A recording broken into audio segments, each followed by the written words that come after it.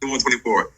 And Jerusalem shall be trodden down or downtrodden of the Gentiles until the times of the Gentiles be fulfilled. If you are a downtrodden people, you are an oppressed people. Does not mean that scripture does not mean that they came and replaced all of you. No, when it says downtrodden, trodden down is the same word. That word, you could Google it. Downtrodden means you are an oppressed people, meaning that whoever is oppressing you is treating you badly and harshly. Shalom. I want to give all praises, glory, and honor to Yahweh Bahashem, Yahweh Shai Bahashem, Rachak Wadash, the honor the apostles and elders of Great Millstone who rule well. Peace, salutations, and blessings to the elect, pushing the word across the four corners of earth. And what you see here is this guy Ronald Dalton, hot topic, hot off the presses, right? He's trying to say that, I think he's trying to say Israel is in Africa, and he's trying to link us with Africans, and he's trying to link us with Africa. There's multiple videos where he does that. Lord willing, I'm gonna go into a couple of the topics he mentions, but this guy completely goes off when it comes to prophecy, because Ezekiel 36, it does say that our land is going to be possessed by Idumea. All right, it does go into that, Ezekiel 36. All right, then Ezekiel 37, we rise back again. Ezekiel 38, all right, is not talking about Japheth, it's talking about Russia and the different forces, the different nations which are linked up with Russia, right? Turkey, and a bunch of others. All right, more than likely these different BRICS nations, whoever else. All right, but yes, that's it. In fact, let's go to it. Luke 21, and let's go up. Verse 20, and when ye shall see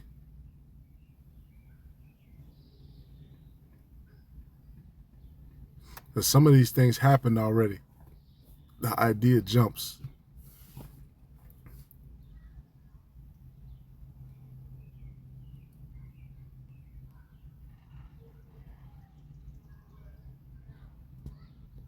In fact, let me jump up. Verse 12. But before all these, they shall lay their hands on you and persecute you, delivering you up to the synagogues, at the chief houses, and into prisons, being brought before kings and rulers for my name's sake. And it shall turn to you for a testimony. Settle it therefore in your hearts not to meditate before what ye shall answer, which this is talking about future prophecy. This is talking about time of Jacob's trouble, the persecution of the word, the things that they're linking together now. Because it actually jumps forward then backwards. For I will give you a mouth and wisdom, which all your adversaries shall not be able to gainsay nor resist. And ye shall be betrayed both by parents and brethren and kinsfolks and friends, and some of you shall they cause to be put to death. And ye shall be hated of all men for my name's sake, but there shall not a hair of your head perish. All right, and here it was in the past, all of the original apostles, as well as many of their followers, were killed. But in this particular psalm, Psalms 91, all right, Psalms 91, and your patience possess ye your souls. Psalms 91 meaning this is the time where the Lord is coming to save us. Because you had 70 AD, but then you have now. All right, because the Lord actually said it before. Verse 5, it said, and as some spake of the temple, how it was adorned with goodly stones and gifts, he said, as for these things which ye behold, the days will come, in the which there shall not be left one stone upon another that shall not be thrown down. And that's what happened to Jerusalem. It was completely thrown down.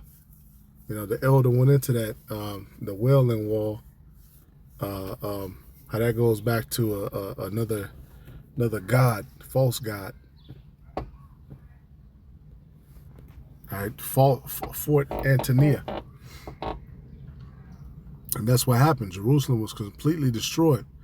But then it jumps, and I have to give the NLT credit once again, because it actually gets it right. Verse 12 between verse 19, talking about the future, but it jumps back, verse 20. And when you see Jerusalem surrounded by armies, yeah, that jumps back until verse 24. And you can make comparisons of back then and now, but some of this already happened. Verse 20, and when you shall see Jerusalem compassed with armies, then know that the desolation thereof is nigh. Then let them which are in Judea flee to the mountains, and let them which are in the midst of it depart out, and let not them that are in the countries enter thereinto. And that happened. This was a warning for the followers of the Lord to watch out for the destruction, that siege of Jerusalem, which was not just 70 AD, but it was a span of years. So you were supposed to run, because if you didn't get away, you didn't make it out.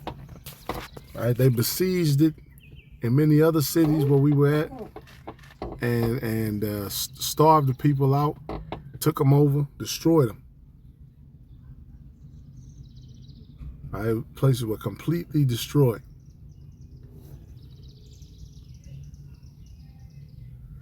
For these be the days of vengeance, that all things which are written may be fulfilled. But woe unto them that are with child, and to them that give suck in those days, for there shall be a great distress in the land, and wrath upon this people. And this is a parallel to Matthew 24.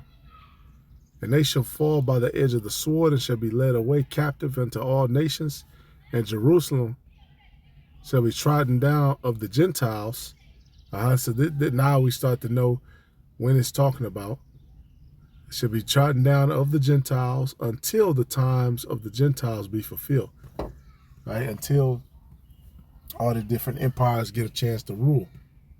All right, the Roman, and then of course the Roman Empire had to return, in this beast form.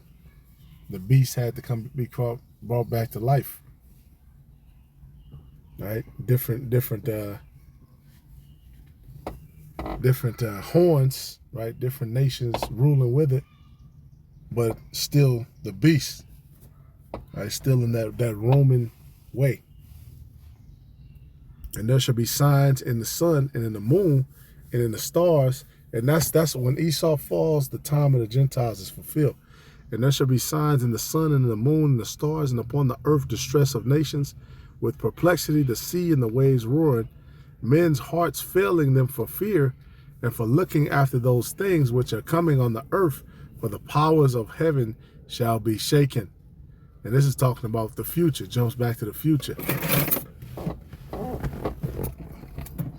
Which every time the Lord visits the earth, is signs in the heavens and earthquakes and all these things, but especially now. All right, men's hearts are going to fail. Men's minds are going to fail. This matches up where it say the mighty man would tremble. The keepers of the house shall tremble. All right, the soldiers, the warriors, they're going to tremble. These different bankers, these different economists, they're going to tremble. Because it's going to be crazy out here. And then shall they see the Son of Man coming in a cloud with power and great glory. And this gives you the understanding of what time period. Now we've jumped forward, right? Because the time of the Gentiles is fulfilled. It's over when the Lord comes.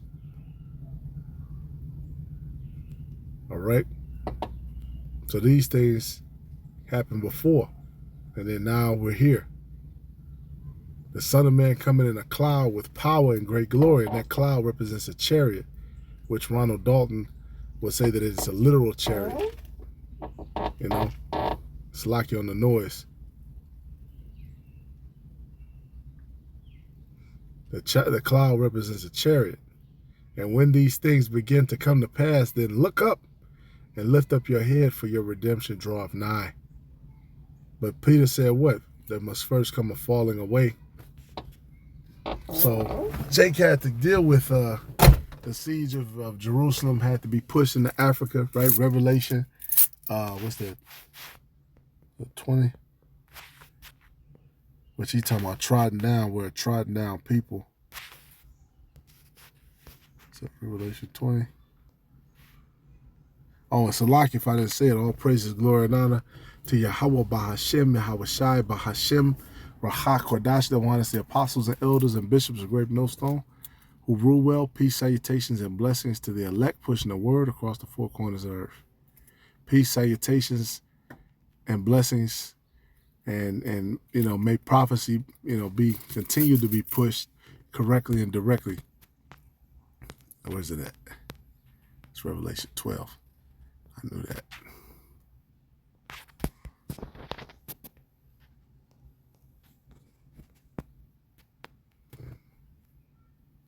All right, Revelation 12 and 14. And to the woman were given 2 wings of an eagle, that she might fly into the wilderness, into her place where she is nourished for a time and times and half a time from the face of the serpent.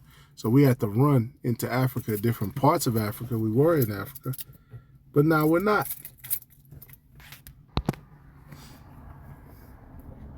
And like I said, there are many parallels between then and now, but now the Son of Man is coming to save us. That's where these two things differ. That's the focus, man. These guys are trying to focus on Africa, focus on all this other shit. We're focusing on Yahweh Shai, man. That's why you're gonna look up. You're gonna see Yahweh Shai. You're gonna see the heavenly host. Every eye you're gonna see that giant chariot. And lift up your heads, for your redemption draweth nigh. Meaning you see it. All right, Isaiah 19 and 1, the burden of Egypt, right? The burden of this place, because fuck Egypt and fuck Africa. Behold, the Lord rideth upon a swift cloud, and shall come into Egypt, and the idols of Egypt shall be moved at his presence, and the heart of Egypt shall melt in the midst of it. Right? And chariot can look like a cloud, because it did that in the Old Testament, right? It was a cloud by day, a pillar of fire by night.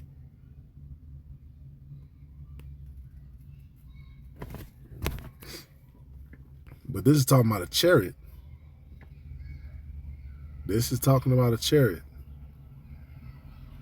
All right, let's get some precepts. Psalms 18 and 10. Yeah, he did fly upon a cherub, he rode upon a cherub and did fly. Yea, he did fly upon the wings of the wind. All right, and who's this talking about? In verse 2, the Lord is my rock and my fortress and my deliverer, my power, my strength, in whom I will trust, my buckler and the horn of my salvation, and my high tower. I will call upon the Lord, who is worthy to be praised. So shall I be saved from my enemies. And this is how he's going to do it. He's going to ride upon a cherub.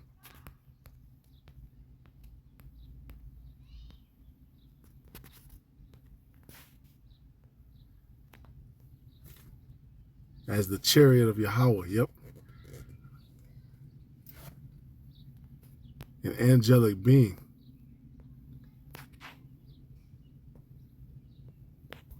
It's a chariot.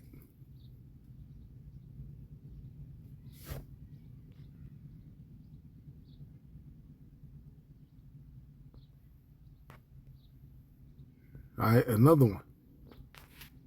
Psalms 104 and 3. Who layeth the beams of his chambers in the waters? Who maketh the clouds his chariot? Who walketh upon the wings of the wind?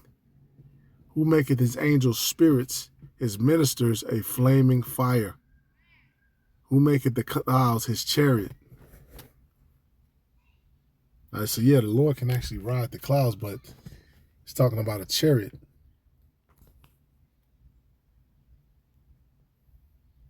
All right, because it also prophesies Yahweh Shai on a white horse.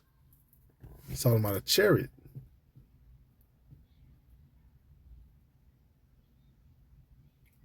Isaiah 26 and 20.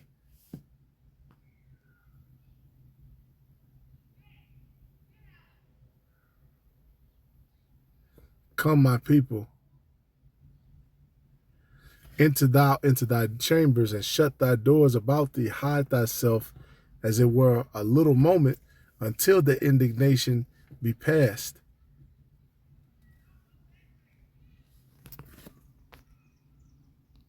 For behold, the Lord cometh out of his place to punish the inhabitants of the earth for their iniquity. The earth also shall disclose her blood, and shall no more cover her slain. All right. And before it says, what? Thy dead men shall live, together with my dead body shall they arise. Awake and sing, ye that dwell in the dust, for thy dew is as the dew of herbs, and the earth shall cast out the dead. And it's old, like a woman that's with child. Yeah, this is whole chapter.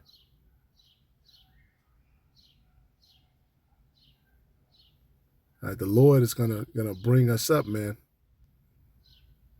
The elect, and we all gonna live again. We're gonna, Lord is gonna give us that new body. It says, what? The dead in Hamashiach shall rise first.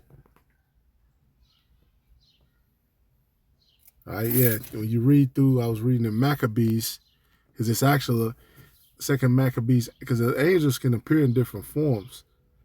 It's a vision where they had animal features, but this one, second Maccabees 11, and let's say all gold. He was shaking.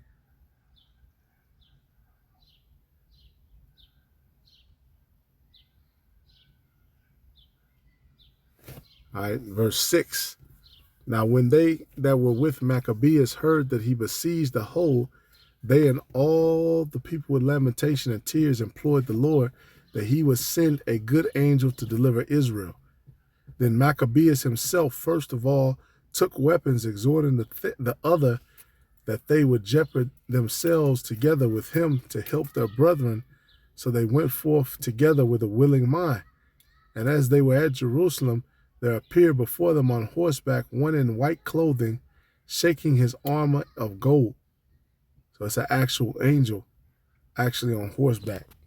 Not necessarily a chariot, but he's actually on horseback in armor. But it's an angel.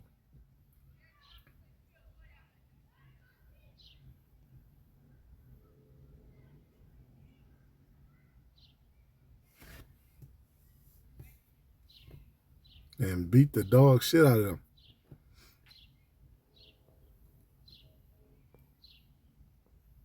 All right. And one more, Revelation 4. And one after this, I looked, and behold, a door was opened in heaven. And see, these are the things that we hope for. We hope for salvation. This man talking about Africa, these people with this Back to Africa movement. Africa's a shithole, man. And guess what? It talks about the beast, right? Africa was divided up between the French, the German, right? This recent situation with the South Africans, they sent all these people here, but it was revealed that shit, those white Afrikaners, they still own most of the agricultural land in South Africa. They still own all of the corporations. They still run shit. All right, Africa is not the key. That's not the escape. You're not getting away. You have a lot of people, Jakes, moving back to Africa, and there's reports that they're getting scammed, they're getting robbed. Right, they're hitting them with the old, I'm a Nigerian prince, and you can come over and bring this amount of money, and then you get over there, and then they just run up in your shit, and now you're looking crazy. Revelation 4:1. After this I looked, and behold, a door was opened in heaven, and the first voice which I heard was at as it were of a trumpet talking with me, which said, Come up hither, and I will show thee things which must be hereafter. A door opened in heaven. And immediately I was in the spirit, and behold, a throne that was set in heaven, and one sat on the throne. So this is a vision. And it shows you what's going on in the spiritual realm. This is what it's talking about. All right, but the escape is going up. As I say, come up out of her. Come, my people. Come up out of her. Be not a partaker in her sins. Because you're going to have missiles being shot from all the way over the other side of the world to this side. And I'm willing to bet they're being shot from both sides too. All right? You're going to need to dwell in the shadow of the Almighty in that day. But Lord willing, this is edifying. All praises, glory, and honor to Yahweh, Yahweh Shai. That's why we got to stick to prophecy. Shalom.